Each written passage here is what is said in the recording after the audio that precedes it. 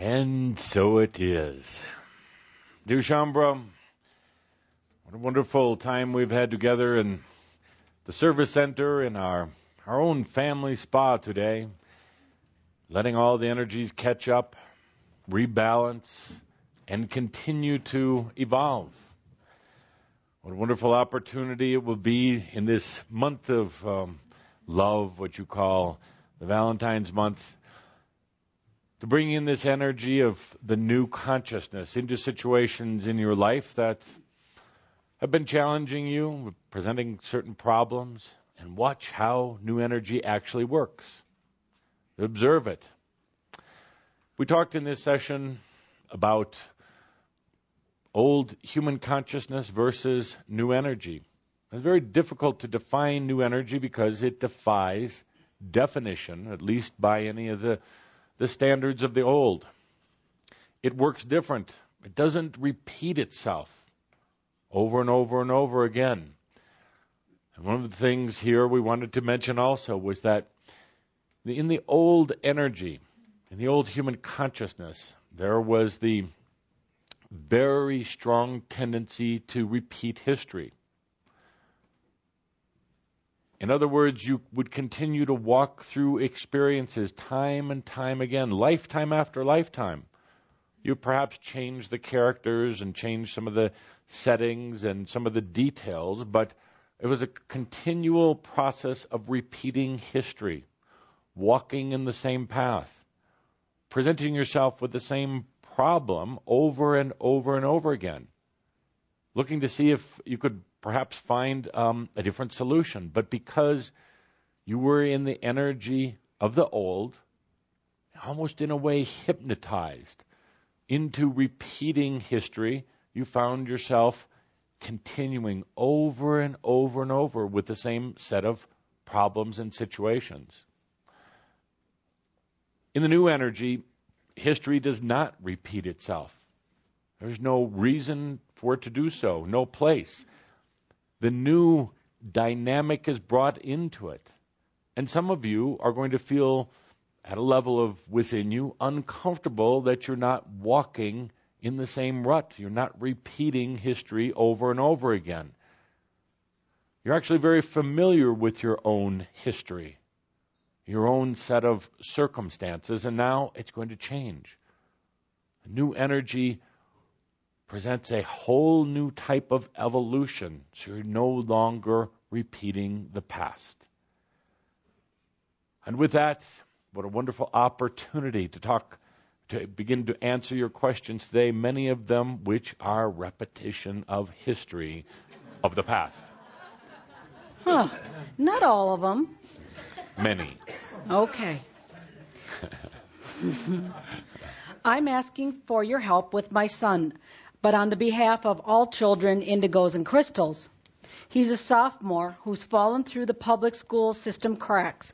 Although he is capable, he doesn't apply himself, and his grades are suffering as well as his self-confidence and joy. We've enrolled him in a local learning center, which seems to help. He has a wonderful therapist to talk to, yet these support activities make him feel like a freak. What's a parent to do? What awareness do I need to hear? Thank you. Indeed. Old energy educational system is old energy, indeed. And it tries to conform the individuals. It tries to put them in patterns and structures that we talked about earlier. The crystals, and as you call them, the indigos, come in with a whole different set of desires. Their soul composition is different than what has taken place in the past, so it is very difficult to, as you would say, put a square peg in a round hole. It's important not to try to force the issue of conformity or compliance. It's important to let your son here in this case, or for all of you, Shambha, your daughters and your sons and your grandchildren, know that there is nothing wrong with them. They too, in a way, are pioneers. They too are finding a different way to educate themselves and to grow and to learn and to experience. It's important for them to understand that there's nothing wrong with them. They're just very unique, angelic human beings. You can relate directly to that. You can relate your experience. All of you, Shambra, have gone through that same thing, not necessarily with the schools because, well, so many of you, Shambra, forced yourself to try to conform and forced yourself to try to fit into the system, and you know it never worked. It's been very difficult on you when you were younger to make yourself like others, when you knew that you weren't. Can you imagine what it would be if you had given yourself permission to be different? To take a little different path? You eventually did. You found you couldn't conform. You couldn't do the standard things that others were doing. So you set yourself free. It was difficult to acknowledge that you were different. But now, with that wisdom that you have gained about yourself, share it with them as well. It's not important. It doesn't really matter what the grades are like. We know very many of you who didn't get good grades in school, who didn't excel, but then went on to actually live life rather than just get into the mundane day-to-day. So allow the freedom. Thank you. Hi. I had a lot of repressed and new emotions come up this week in relation to me and someone close to me. I'm trying to get a better understanding at the spiritual level of what's going on with that, and also how I can stay more out of my mind and more into the intuition, like you mentioned earlier in the show. Thank you. First of all, staying into the intuition and the feelings and these things is a matter of choice. Mind will tend to rebel and tell you that you don't know what you're doing. It will want to try to maintain control because it is just trying to protect you. But as you continue to make the conscious choice to be intuitive and feeling and sensory, your mind will finally acquiesce. It will give way. It will understand that actually its freedom is also through letting go. The situation that you are experiencing with this other person also has to do with a freedom. There have been, many patterns of history in the past, lifetimes together. And again, you come back together and find yourself reluctantly repeating those once again. The dynamics that are taking place right now are attempting to force the freedom, attempting to release the patterns of the past and the karma and all the rest of the things that would hold you together. Sometimes it appears to be chaotic energy or very rough energy, but if you let yourself experience it, it is just about letting go of the past patterns so both of you can be free. So we know some of you don't like this advice. Take a deep breath, stand behind the short wall, and watch how in these next 30 days the energy changes. Thank you. Another question. My son has obsessive compulsive disorder. He's 14. Can he cure the symptoms by the power of consciousness, or does he have to go through the regular care, such as taking medications? I don't want him to take any drugs. I know that you can create your own reality by the power of your thought and feelings, so I believe that this kind of mental disease could be solved by the way of thinking. What do you think? I don't think, and that is my benefit. That was somebody that innocently didn't know to use that word. Indeed. There are so many different consciousness energies at work on Earth right now, and they cause a wide variety of what would be considered imbalances, and we sometimes are amused at all of the labels put on these things, but essentially it is just a consciousness imbalance. There are so many internal and external energies at work that sometimes the soul being doesn't know which way to turn on anymore.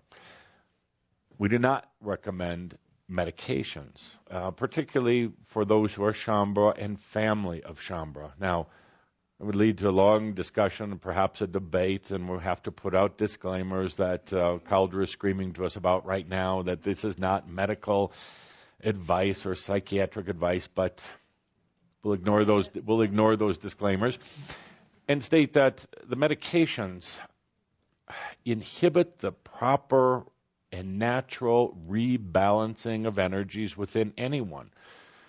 They put a damper or a type of blanket over the natural workings of the integrated workings of the body, mind, spirit, and Nost. And although they may appear to temporarily, calm somebody down, they're putting them in a type of comatose hypnotic state that will eventually explode and erupt just like a volcano would explode and erupt. You can hold the energy down for a while, but ultimately all energy evolves. So the natural process for any of these energy imbalances is a combination of some very, very simple things. And we understand here, we understand that we're dealing with the very complex human/divine psyche, and it may not appear that these things are going to be easy to rebalance. But here, in this particular case, you have a situation where breathing is going to be much more effective. Now, breathing is going to bring up some of the demons, some of the illusions and distortions of energy. So initially, when the deep breathing is implemented, it actually sometimes appears that things are getting worse, but all the energies are just rising to the surface. Then with gentle, what we would call counseling with this dear one you were speaking about, in allowing the energies, instead of holding on tight, instead of battling, instead of suppressing, the breathing and the natural accepting will automatically rebalance all energies. Automatically. It's important for you as a loving caretaker for this being to have compassion and to understand that you have to let go of your expectations of an outcome. This soul, this entity is going through this experience for a variety of reasons, but yet at some level now is asking to be released from this type of energy distortion. We would say very simply here, if you could initiate the breathing, and with the breathing, get this dear one to just let go and allow a natural energy and consciousness rebalancing process to take place. We're somewhat oversimplifying here, but actually the new energy is very simple. A quick question. There's a creative-based school that was started up here that there are a number of kids that didn't particularly fit very well in the system that seem to be the school seems to be having some successes. Are there some things that should be looked at there that are doing right that could be applied to this new education that you're talking about? Absolutely, and the key ingredient for so many of these types of schools you're referring to is the return to creative expression. One of the biggest challenges in the public system these days is the creative expression has been discontinued for the most part. These schools are focusing on more of an open creativity, and creativity in itself is an extremely valuable dynamic in dealing with everything from emotions to what you would say fitting in and personal acceptance, a person's personal acceptance. So many of you know when you have your own creative endeavor, whatever it happens to be, it could be painting or sewing or anything else, it actually has a way of providing a type of rejuvenation and a personal acceptance. Yes, indeed. Hi, Tobias. Cope with me, because I am very nervous today. It's been a long journey, really. And seems like right now I am in a point that I really have nothing to lose, right? Really have not much to lose. I don't really want to keep living with little bits here and little bits there anymore. I really want to live with my whole potential. I want to work with the children and really live soar, Well, you know me well. Yes, sometimes I have a tendency to call you doubting Tomasita. See? See? I look at you. I joke with you now, but you play the doubt game very, very well. You doubt yourself very, very well. Now, could you imagine taking that same expertise and creative energy you've applied to doubting who you are and actually putting it to use? Well, that's what I am here. I really want to ask you, Tobias, you know me well. Is there any place where geographically where I can really fulfill Yes, all indeed. this? Planet Earth. Anywhere. It doesn't matter, truly. Sometimes there's a tendency to get caught up in which place is energetically better, which place is energetically worse. Pardon us for being so blunt, is old energy thinking. It's thinking that a place or an energy or a portal is more important than you, that holds the power.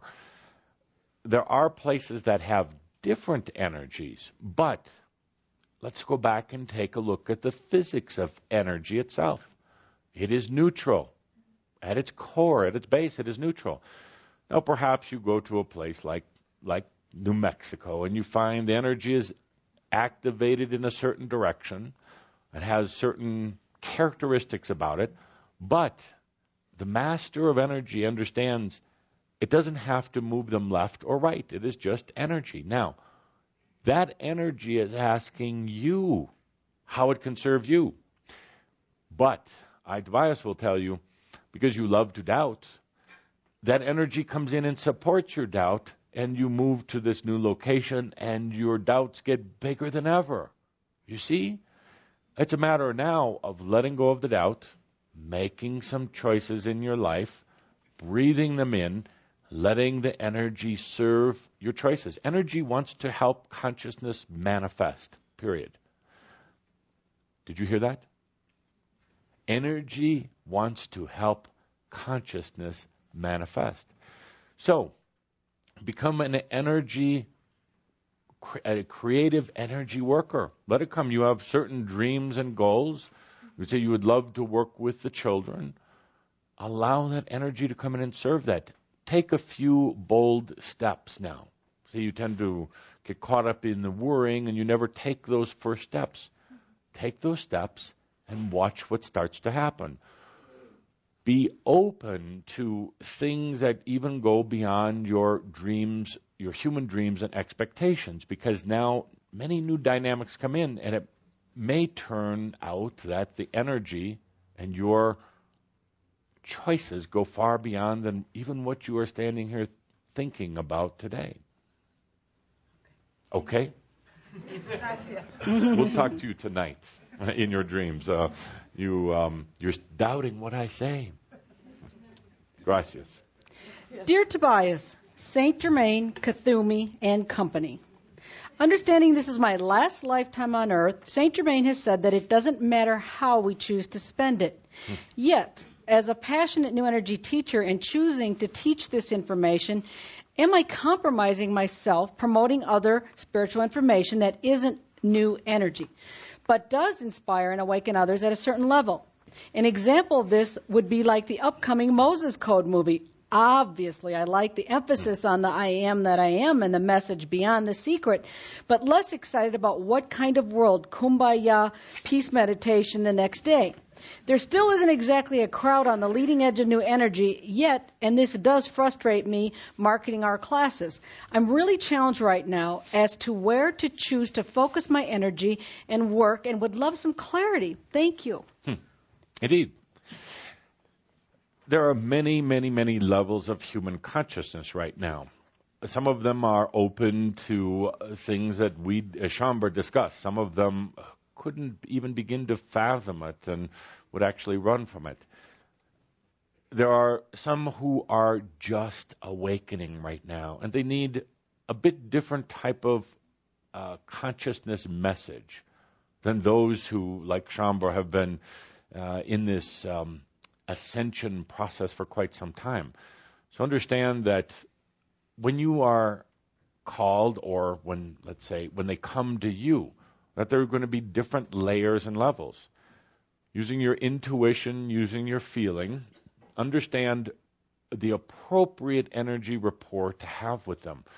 Some of them may not at all understand what we discuss on a shout, but they might understand something at a early awakening stage. Your question was really more a validation because you already knew as you were writing it what the answer was. Thank you. Greetings, Tobias. As I feel these feelings that aren't necessarily mine, what is the me in me that chooses which feelings come to me? Or that it's time for a crisis, and how do they choose which crisis? And what would the non-answer also be in the new energy of choice? What does choice look like in the new energy? The choice is here and now, what you would call the now moment. The choice is you at this point, without worrying about the right or the wrong or any of this. What is your choice right now? And understand the choice right now that you make does not lock you in or define you for eons of time to come. Choice is very free and flexible. You could make a choice now and not have what you would call negative consequences of it if you make another choice tomorrow. Now, perhaps that seems somewhat, some of you, chaotic or irresponsible, but it's actually very new energy. The choice is this moment right now. What do you choose? Bold choice, fearless choice. So it is as simple as that. Don't try to make this choice thing too complex. Don't try to make it. It is whatever you choose it to be. So that is choice. Now, all of you are constantly barraged with energy. Volumes of energy at every moment in time, everything from other people's feelings to your own past life aspects to messages coming through your internet. Do you realize when you go onto the internet, you aren't just necessarily at one website or on just your email. When you go on the internet, you open a type of, open yourself up to all of consciousness of what the internet is now, which is quite large. There are many layers and levels, of course, and you're not tuned into all of those consciously at one time. But at another level, you're exposing yourself to all those energies. Now, that's enough to make some of you never get on the internet again. But the new energy master understands that they can feel everything, or they can just feel what they want at that particular time, but they're not afraid of those external energies. They can allow themselves to feel deeply into them, to sense them, to bring them to life, but you don't have to own it. So there are some, what you would call, junky or low energy vibrations on the internet. There are some very inspired, incredible energies, and you can feel all of them. But the only thing that is yours is what you consciously choose. Everything else was just an experience. Everything else returns back to pure natural energy at some point. Thank you.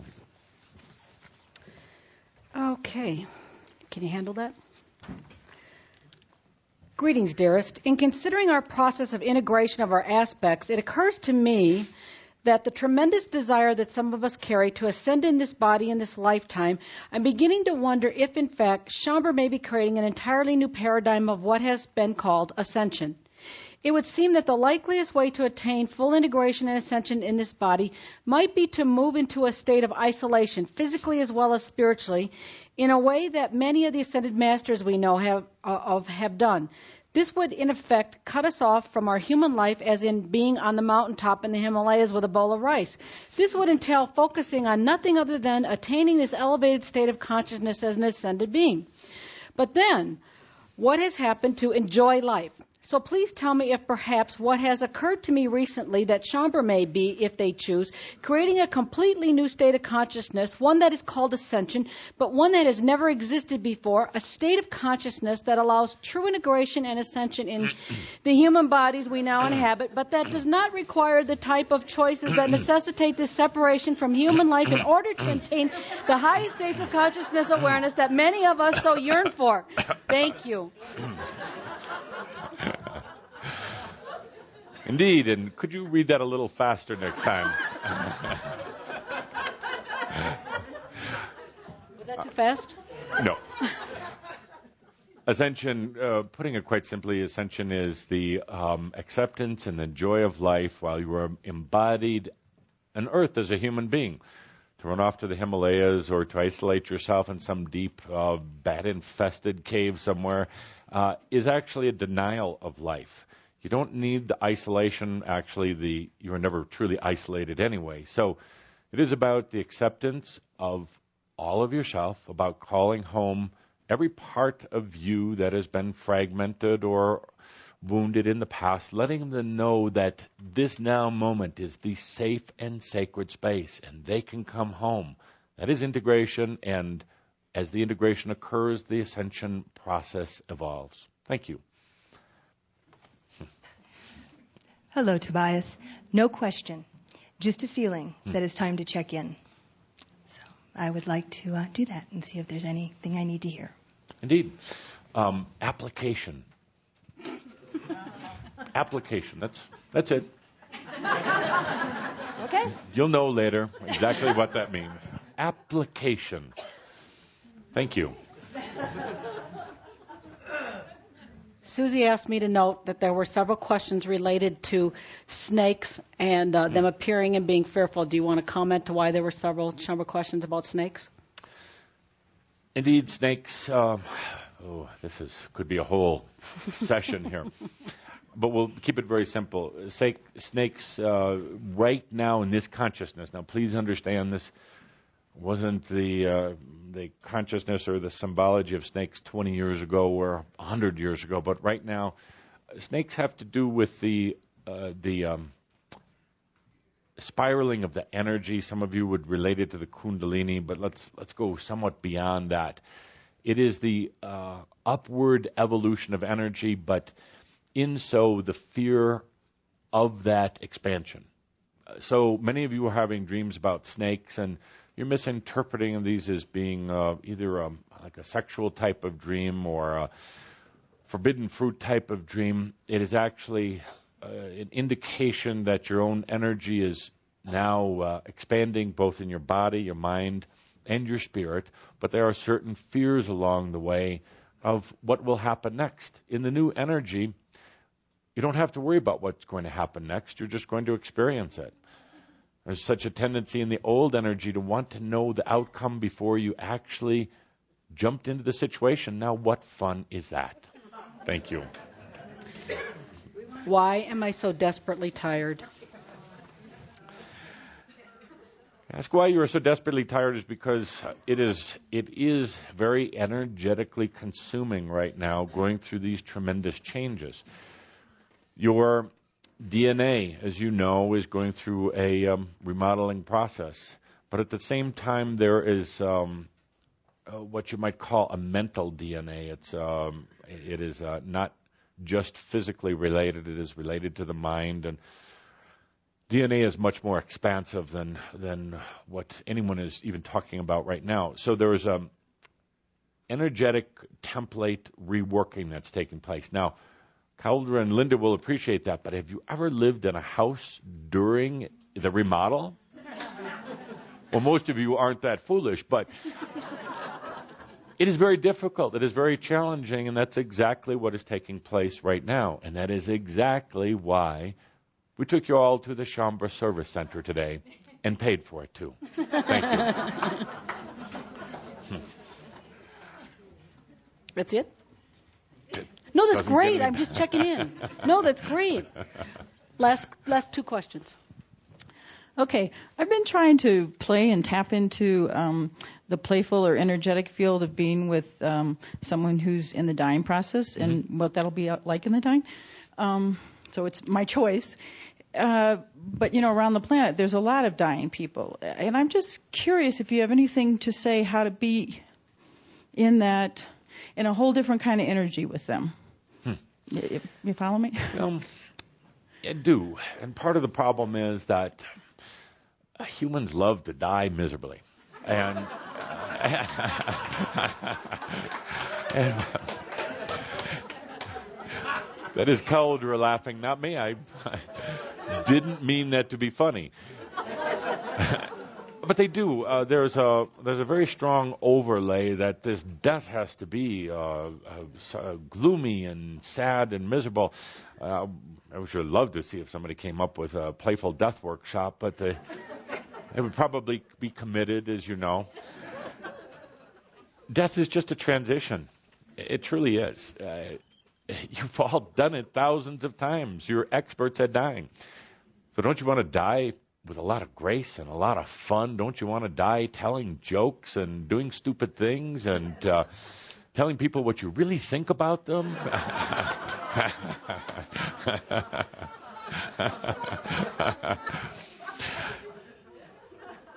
So there is something very, very strong to be said about dying with joy, and it doesn't have to be so maudlin and so dreary, and it makes us sad. We wander sometimes through the halls of the hospices and the hospitals, and there is such an overlay, such a hypnosis that it has to be difficult, and it starts with the person. They hold on to issues and they hold on to life, and they don't let themselves go in any sort of grace or dignity, and they die then of disease and being unhappy and fearful that there's going to be some sort of judgment on the other side. Could you please tell the world that there is no judgment on the other side? There's only the same stuff that you had on this side, but without the physical body. So, yes, dying could be much different than it is now. So go for it. I mean, not for you to die, but for. Thank you. Last question. In the recorded session on aspectology, you described aspects in a fairly benign way as interesting and useful personality traits to be breathed in and integrated. Yet, in the recent Kauai workshop, you told the group, there's a war going on within us with our aspects fighting for control of our soul. You said our aspects didn't want us to hear that message as they feared their annihilation. On the other hand, it felt empowering to hear about these competing aspects, like the parts of myself that sabotage me were not actually me, but some other entity that has been trying to keep me from reaching my full potential. This makes it easier to stand up for them and tell them that I'm in charge of this life, not them. But I'm curious, why the change in tone? Are our aspects merely interesting and benign, or are they like controlling entities to be wary of and challenged for ownership of the school? This could be a good advertisement for the aspectology thing, so note your answer.